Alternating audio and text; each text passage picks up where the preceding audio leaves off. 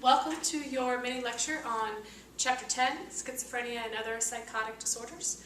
We are going to focus on schizophrenia disorder in this particular mini lecture, but I also want to point out that there are a couple other disorders in this chapter, particularly brief psychotic disorder, schizophreniform, which is schizophrenia plus basically major depressive disorder or some sort of mood disorder. And also delusional disorder, shared delusional disorder, some smaller versions of these disorders that I want you to make sure you're paying attention to. But it all sort of comes down to schizophrenia disorder, and everything else is sort of a variation of that when we're talking about these psychotic disorders. When we talk about psychotic disorders, and your textbook actually gives you a nice sort of overview of what we mean when we say psychotic, we're really talking about a break from reality. So these are the disorders that are very, very visible. Oftentimes when somebody has this disorder, if it's not being treated, then it's very clear something is off. So schizophrenia disorder, we're going to talk about the criteria to begin with, and I sort of want to make sure that we understand what the different criteria are and how to differentiate them. So there is a time limit, and there's actually two of them that you have to meet. So I want to make sure that this is clear. For schizophrenia disorder, you have to be having symptoms for at least 6 months. So we have this thing called brief psychotic disorder, where people sort of have some schizophrenia symptoms for less than a month, and then it kind of goes away. And oftentimes that's based upon stress or something along those lines. We also have another disorder that if it's between the 1 month and the 6 month that you have. However, for schizophrenia, for 6 months, you have to have what we call subclinical symptoms, so some version of these symptoms. And for at least 1 full month, you have to have active symptoms. So active symptoms we actually define as 2 or more of these 5 right here. So again, it's sort of, you have to sort of organize it this way. There's 5 symptoms of schizophrenia. You have to have at least 2 of them, one of which have to be one of these top 3, for at least 1 full month. And then for 6 months, you have to have some sort of residual symptoms within these 5. So it can be very difficult to diagnose because you have to be very, very careful about when do the symptoms start, what do the symptoms look like, how severe are they. So now let's talk about these 5 symptoms. And these first 3, again, in order to be diagnosed with schizophrenia, you have to have at least one of these first 3 actively for at least 1 month. The first one is delusions. And oftentimes people get delusions and hallucinations mixed up all the time. So delusions are all about beliefs. They're thoughts. That's it. So a delusional thought might be, I believe that I am the reincarnation of Jesus. That's probably going to be a false belief. Or I believe that the CIA is after me. Now the CIA might be after a couple people, but it's not probably going to be you. So delusions are false beliefs that a person has. There's all sorts of different types of delusions that you can have. Persecutory delusions, the CIA is after me. Grandiose delusions, I am Jesus, I am God, I am fantastic. Delusions in terms of where you believe you can do thought insertion, where you can put your thoughts into other people's heads. Delusions where you believe that you can hear other people's thoughts. Delusions where you feel like everybody is watching you, things like that. These are different from hallucinations. Hallucinations are defined as extrasensory perceptions. So think about your senses, sight, hearing, taste, touch. They're extrasensory things. There's things that aren't actually there. So hallucination might be, I see a ghost, or I hear a voice. Those are hallucinations. Now you might believe that that voice is blah, blah, blah, and that you are special because you hear it. That's a delusion. But the actual hearing of them is the hallucination. The most common hallucination is auditory. Most people actually hear voices in their head, 1, 2, 3, whatever. Then it's visual hallucinations, so they'll see things that aren't there. And they don't have to even be weird. I treated somebody who would sometimes see a cat in her couch. She didn't have a cat, but sometimes she would see a cat on her couch. And other times she would see a little alien being sort of hanging out right above her. So hallucinations sort of run the gamut. The third kind of maybe what we call positive symptom would be disorganized speech. And there is an example of somebody with disorganized speech on Moodle. It's called Loose Associations that I want you guys to watch. It's just a little clip from an HBO documentary. It gives you a good idea of what we're talking about. Somebody who's talking and is not making any sense whatsoever. Now I know sometimes you think your professors have disorganized speech and you can't make sense of what they're saying, but believe me, there's a big difference between what we're talking about with schizophrenia and maybe not understanding your professors. Ha ha ha ha, just a little joke in there. Alright, so make sure you check out that example of disorganized speech. Those are sort of the positive symptoms, we call them, because they're added on symptoms. They're in addition. False beliefs, extrasensory stuff, being able to having extra words in there, things like that. Disorganized or catatonic behavior is sort of a fourth symptom.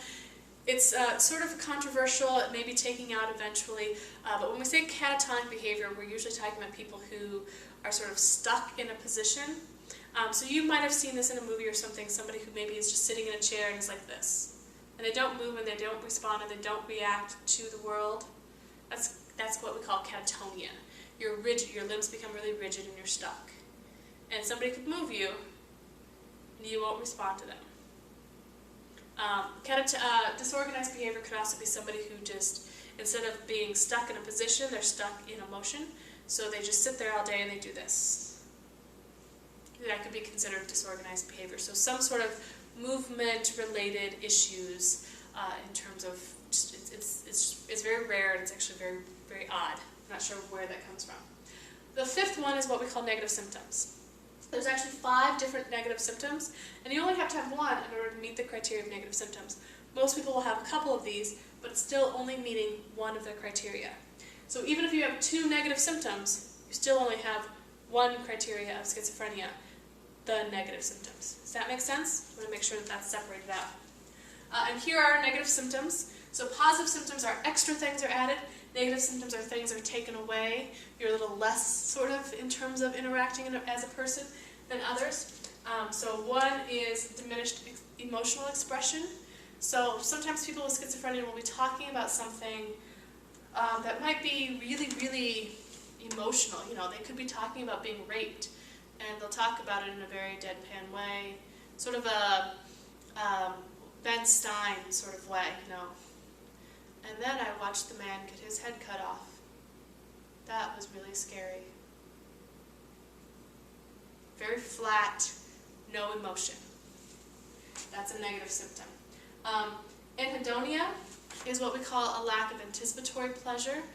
So even though they feel pleasure when they're experiencing good things in their life, they don't anticipate pleasure very well. So I might ask them, hey, are you looking forward to going to the amusement park or looking forward to graduation?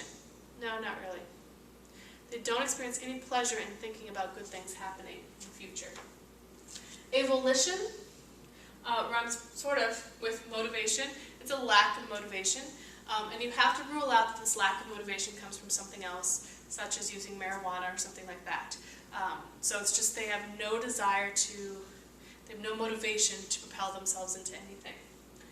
Eulogia is a reduced amount of speech. So as you're talking to them, you might ask them a question and they're going to respond in really small sentences. So, wow, how did it make you feel when you watched that guy's head get chopped off? Bad. Can you expand upon that? Really bad. Okay, thank you. And finally, psychomotor retardation, kind of similar to disorganized behavior a little bit. It's basically just slowed movements. They walk a little slower, they have a harder time reacting. All of this is sort of just a slowdown of reacting to the world in a way. So those are the 5 negative symptoms. Again, it doesn't matter how many of them you have, it's just one criteria of schizophrenia. And in addition to the negative symptoms, you must have at least one of these positive symptoms, again, for at least 1 month, with subclinical levels lasting at least 6 months for schizophrenia disorder. So that's the criteria sort of explained a little bit. Of course, dysfunction is sort of implied in these. The next thing I want to talk about a little bit is the etiology. There's lots of etiology for schizophrenia disorder, and specifically genetic etiology is sort of blowing up. There's all sorts of genes that have been associated with schizophrenia disorder. But I want to focus a little bit on the family studies. On Moodle, there is a very short article on the Genain sisters. which are sort of this famous case in abnormal psychology when it comes to schizophrenia disorder, and when it comes to behavioral genetics in general, because it really shows how genes in the environment work together not only to determine whether or not you're going to have a disorder, but also how that disorder is going to present itself. What we call prognosis, what that will look like. So this is quadruplets, so 4 sisters that are all identical, all have the exact same genes in them, 100% the same genes, which is why it's a really special case. And every single one of them got schizophrenia disorder. So that's really high evidence that schizophrenia disorder is genetic. And in other family studies, we do see that if you have a parent that has schizophrenia disorder or 2 parents, the rates of schizophrenia disorder significantly increase. So if it runs in your family, it is something to sort of consider that you're going to be at risk, or any children you have will be at risk for schizophrenia. So we have these 4 sister identical quadruplets, all the same genes, and all of them get schizophrenia disorder. However, not all of them get it at the same level of severity. So we have one sister who actually has schizophrenia disorder, but she's able to get married, she's able to have a career, she's able to have children. She lives a pretty functioning life, which we see a lot of people with schizophrenia disorder living a functional life, sort of controlling her schizophrenia symptoms with medication and other things. We have one sister who never finishes high school, just can't do it, and is never ever going to live independently. She has to live in a group home because the symptoms cannot be controlled with medication. The symptoms are just so wild that she can't function without assistance of some kind.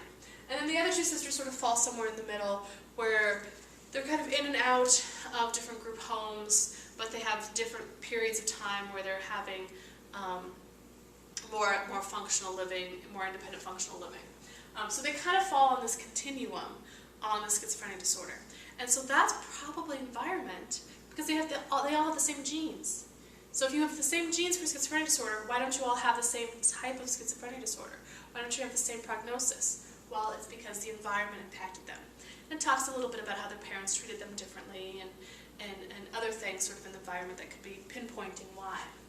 So this is a really famous case. I want to make sure that you guys read that and sort of get a handle on why that's famous and why it's important in our study of behavioral genetics. Biology then becomes really important when we're talking about etiology. So you will see our good friend dopamine, which I talked about when I talked about substance use disorders. Dopamine is certainly impacted. And again, there's these different pathways in our brain that dopamine runs, the mesolimbic and the mesocortical. What's interesting is that we find that when there are positive symptoms, again, when I say positive symptoms, I'm talking about these over here, delusions, hallucinations, disorganized speech. The positive symptoms are associated with mesolimbic. So if we give you medication that helps that mesolimbic system, it will decrease your positive symptoms. The negative symptoms, though, don't respond to that kind of medication. You almost need 2 different types of medication to deal with the positive versus the negative. They're part of the mesocortical system, which again is another dopamine pathway in the brain, completely different. And if we give you medication for that, then it helps treat those negative symptoms. Very odd, very interesting. So a lot of research is sort of trying to figure out why are these 2 symptoms so significantly different, and what's really going on in the brain. So make sure you sort of take a look at that and sort of understand that idea that there's these different symptoms, but there's no one thing that's going to cure them because it's impacting so many different areas of the brain. Ventricles are pocket-filled, fluid-filled pockets in your brain. So basically holes in your brain that are filled with fluid. And what we find is that people with schizophrenia disorder have enlarged ventricles. This is a finding that has been verified over and over and over again. It's one of the oldest findings that we have biologically for schizophrenia disorder. So literally in schizophrenia disorder you have less brain matter because you have bigger holes. So is that part of it, that you just don't have as much gray matter, so you can't control things? There's also been a lot of work done on prenatal development. So while you're in utero, got a nice little visual aid here, something happens, your mom gets the flu during the 2nd trimester. There's actually been some studies that have connected that to an increased risk of schizophrenic disorder. So all sorts of different things that can happen, lack of oxygen during delivery. There's all sorts of different things that have been explored as potential risk factors for schizophrenia disorder. When we're talking about treatments, this is the final thing we're going to talk about today, we're really talking about medications. For schizophrenia disorder, and I would argue that some people can have it and try to treat it without medication and live a semi-functional life, the life that they choose to live.